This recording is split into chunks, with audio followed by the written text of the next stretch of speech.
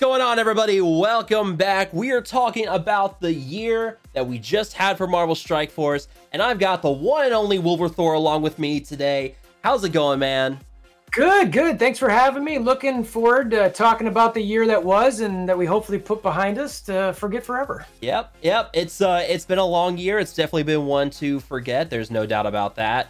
But I gotta say, I love your Santa hat as well. It's a very nice touch. Gotta be festive. Yep. Gotta celebrate some of the Christmas and holiday spirit, right? Yeah, exactly. Santa Gwen's out in full force. Exactly. So we're going to be talking about everything that happened this year in Marvel Strike Force. At least not everything, but the most important stuff. So we're going to be talking about the different teams, legendaries, the reworks that worked really well, the reworks that fell flat.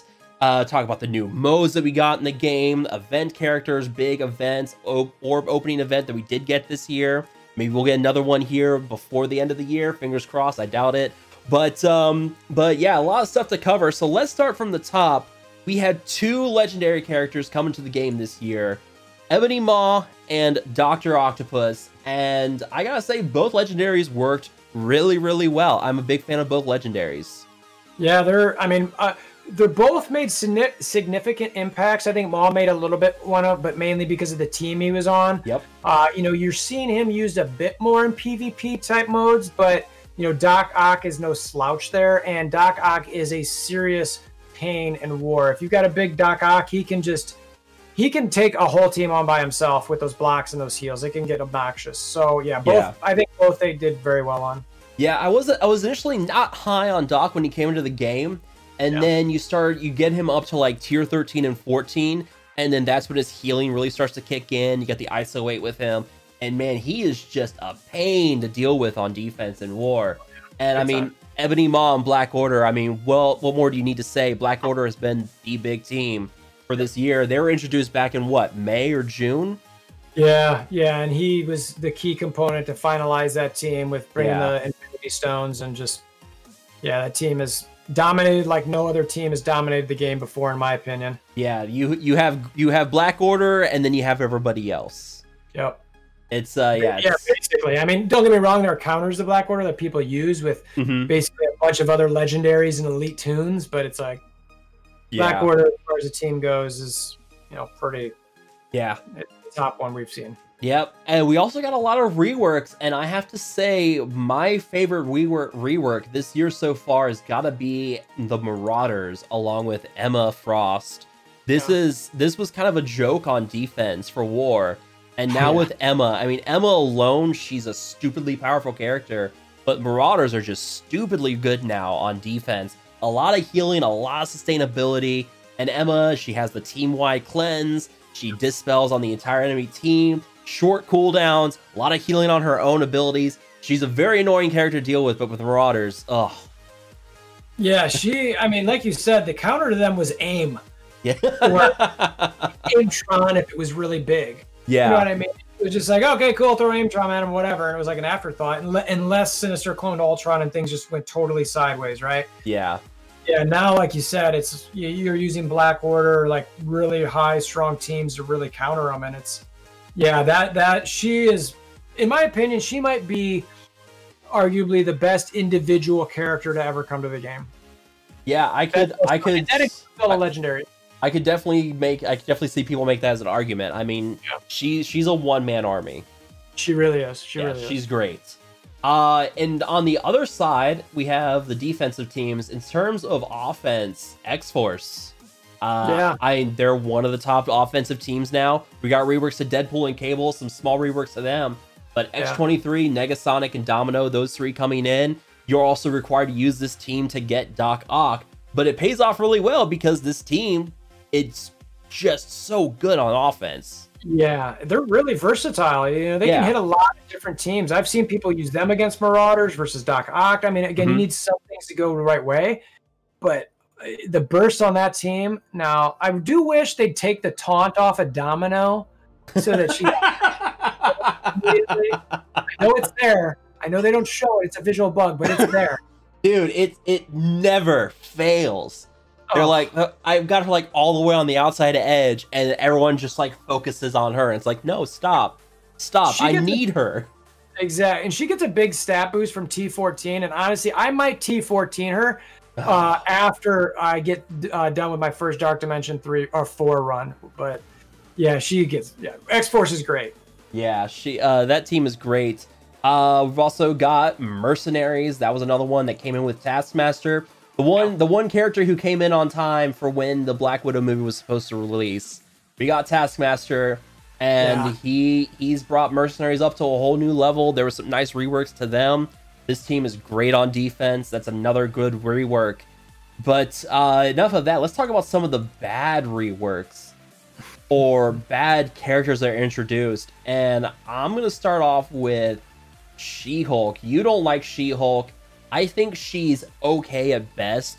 I mean, she's much better for Fantastic Four and Blitz, and they're okay on defense, but it was an odd choice to bring her in, and it does not seem it sold well.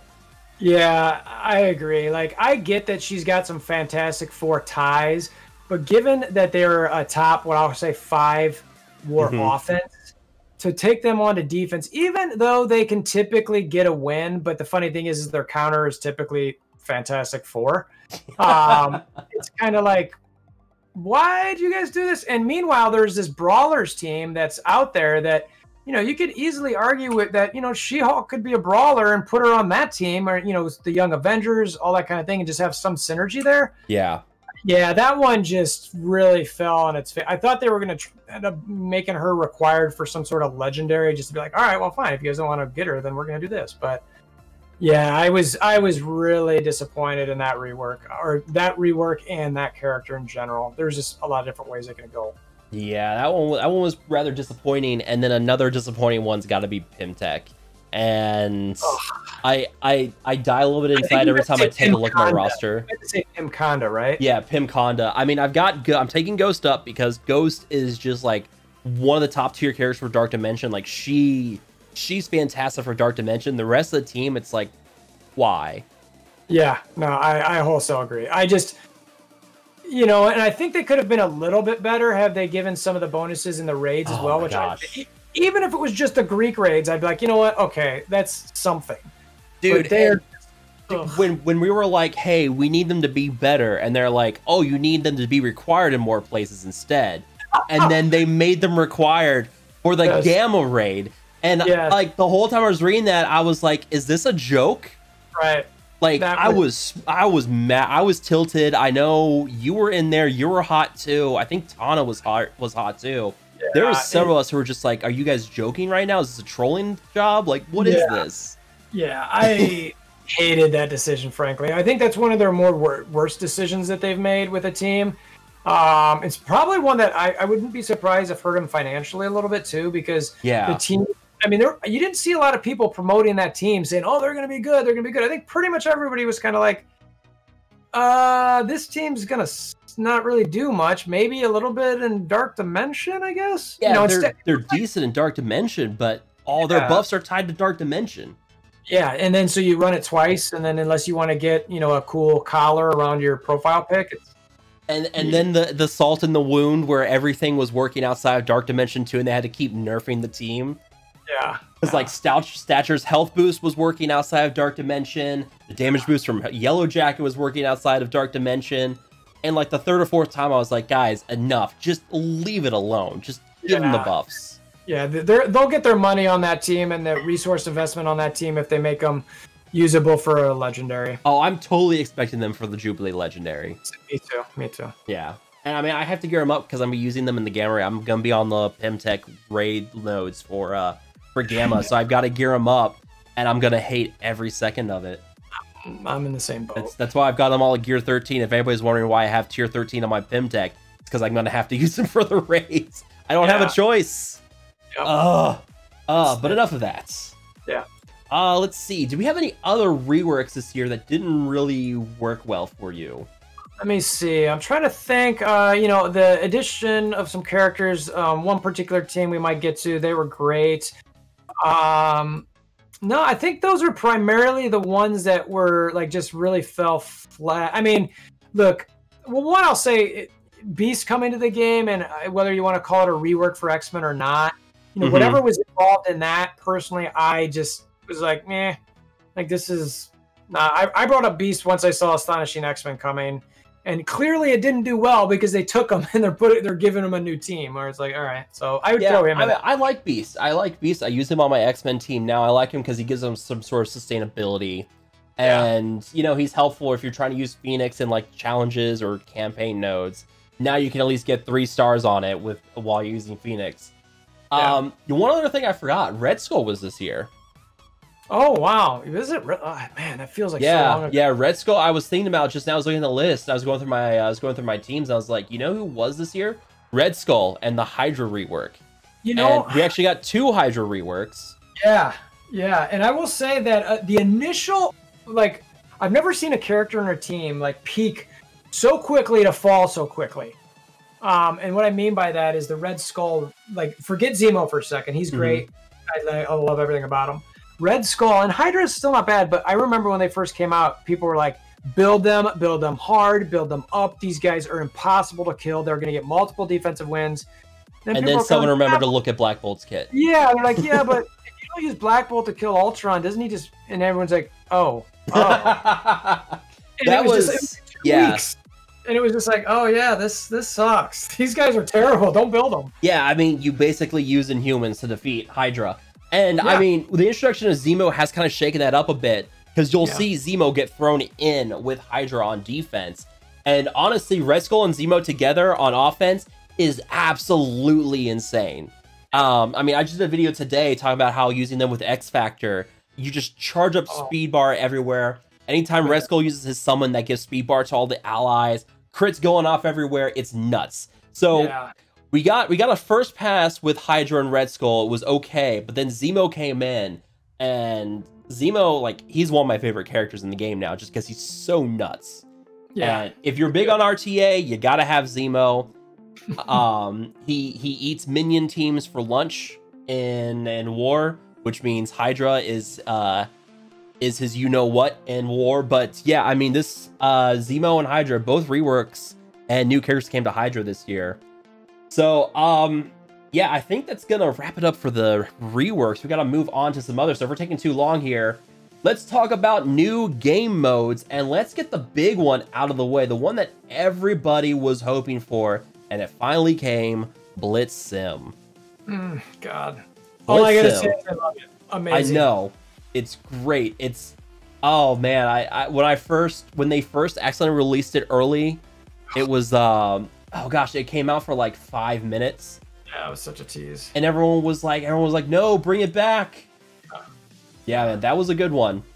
That was amazing, honestly. Yeah, I mean, even the characters I don't care about, like Storm, you say that, I'm like, oh, I could just do that while we're sitting here hanging out. It takes me literally no effort, and I'll be done in like 4 minutes. Yeah, I mean, I'm simming Blitz right now while we're talking. Well, I'm just recording for everybody on the screen so they can see it. But yeah, man, Blitz Sim, that was a big one. People have been waiting that for a long time, because it got rid of a lot of, and I think I just broke it while Blitz Simming. It's now frozen. It says simulating, and it's just sitting here. That's so you've overwhelmed the system. Yeah, it's still a great game mode. It can crash a week as far as I'm concerned. Yeah, I mean, full rotations are done in like 2 minutes now instead of 30 minutes. It's great. Exactly. So that one has been great. Oh, there we go. Finally won that. Thank you. There we go. Let's see. We also got Greek and Ultima 7 raid sliders in terms of difficulties, and those have been not so much the Greek one, but the Ultima 7 was received pretty well. Yeah, it had a bit of a challenge. The first time completion rewards are really great. So yeah, that's been quite a bit more helpful. The Greek raid one, though, has not been received as well because two things. Number one, the highest difficulty is tuned for tier 15, which just came out at the same time. And number two, you can't heal between battles, which I would love to see them get rid of. We talked about that in your video, talking about what we'd like to see in the next year. But yeah. Honestly, I still feel like even with, I talked about this a little bit earlier in the day on some other stuff I was doing, where I think it might be more than gear tier 15 and level 80, because back in the day I ran some stats on all those, and each of them give you basically 10%. And I'm watching high whales with 6 and 7 red stars still struggle. And I'm like, well, wait a minute, my characters are 3 and 4 red stars. So the difference in stats with just the red stars is 30 some percent. Me gaining 10% from gear tier 15 and 10% from gear tier and level 80, I'm not sure is going to do the trick. So yeah, the Greek stuff, that's a whole nother Oprah, but oh my Lord, that was, I'm not a fan. The way they tuned it, I like that they made them, but it just seems like it is, something seems off. Yeah, difficulty 3 is like a 600% increase in damage. It's just a bit much. I don't mind things being future-proofed in a way, but I don't want it to feel like it's going to be impossible for where we are currently in the game. Right. And that difficulty 3 is kind of pushing that limits a little bit.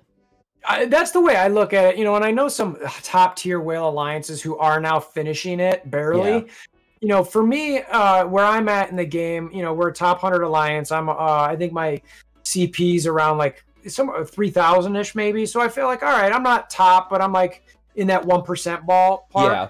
And I expect to be able to compete in something like that in 6 to 8 months. And what my concern is that given that there's so many different raids, that I'm not convinced that once I'm level 80 with all those tunes and gear tier 15, that unless I get the red stars, that I might still struggle. And I can't, you can't farm red stars direct outside of promos, and you don't get a lot of promos, given that you need, 3 different raids worth of multi traits to be able to compete in the raid. So that's where I struggle with it.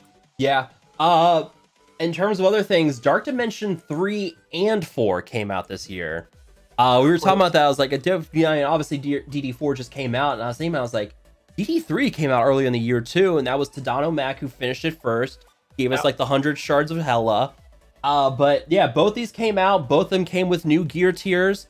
DD3 gave us red stars on Ultimus, and DD4 has given us Dr. Doom, though nobody in the game has him yet.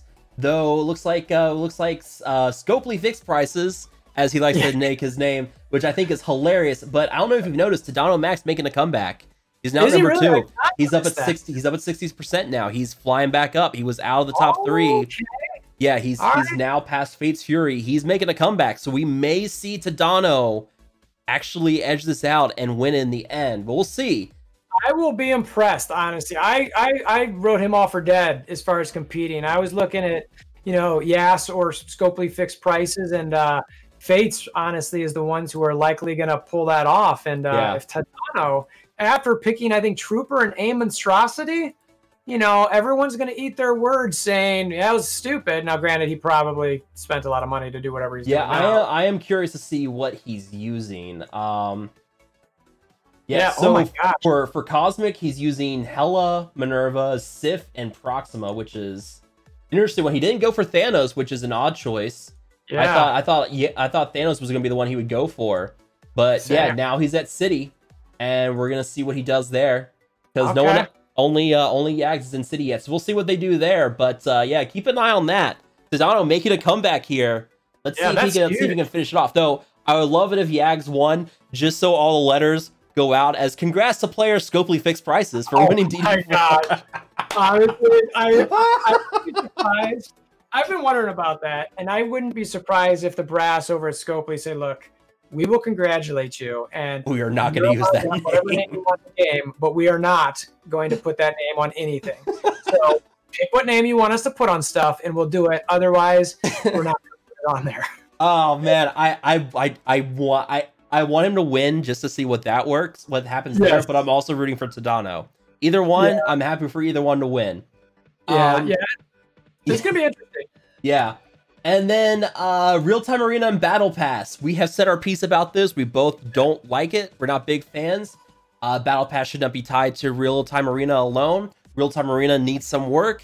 I don't think we have anything else to say on that at this point.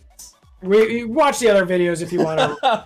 We have done plenty of ranting videos about this and this whole mess. Yep, agreed. All right, so let's talk about some like these events, like these kind of little small events.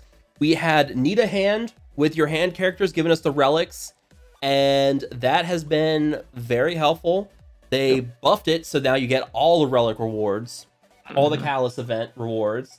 We also got Chaos Theory this year, which was part of the big Red Star rework, which added in the Elite Store and buying the credits there. And for the most part, Red Stars are still maligned among the player base. They have kind of made that a little bit better. Chaos Theory does give us credits to use directly in there to buy Red Star promotions. And the Chaos Theory, you have to use Wakandans to get it. And tying into Wakandans and some unfortunate news that happened this year, Chadwick Boseman passed away, the guy who played Black Panther in the MCU. Very, very sad news. That was pretty devastating because he was not very old either. No, he was not. Yeah, he was. I think he might be younger than me, actually. Yeah, he's pretty young. So yeah, when he passed, they canceled Chaos Theory for that month, and they just gave everybody the max rewards for Chaos Theory that month too, which was good on Scopely. I appreciated that, but man, Wakanda forever. Yeah, no doubt about it. Yeah, it's a sad moment for sure. Yeah, but let's see, who else did we get from events? We had Negasonic from the Unity event in June. We've got Red Guardian coming here soon, maybe this year, probably next month. We'll see how that rolls out. Yeah. I'm trying to think what other event character. We had Anti-Venom and Halloween. Yep. And then who else did we get this year as event characters? We had some campaign characters like Domino. We've got Shatterstar. Yep. But I'm trying to think.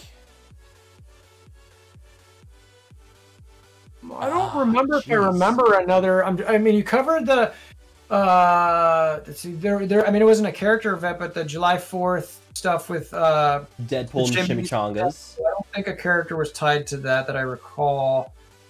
But yeah, Norm. I think those were the primary events, unless I'm forgetting somebody here. Yeah, and now I'm going through the roster. I'm realizing like other reworks we didn't mention, but yeah, like Brotherhood. I think Toad and Blob came out this year too, didn't they? Oof. Was that this? Man, it has been such a weird year. I think they came out this year and they gave us Brotherhood 2.0. Okay.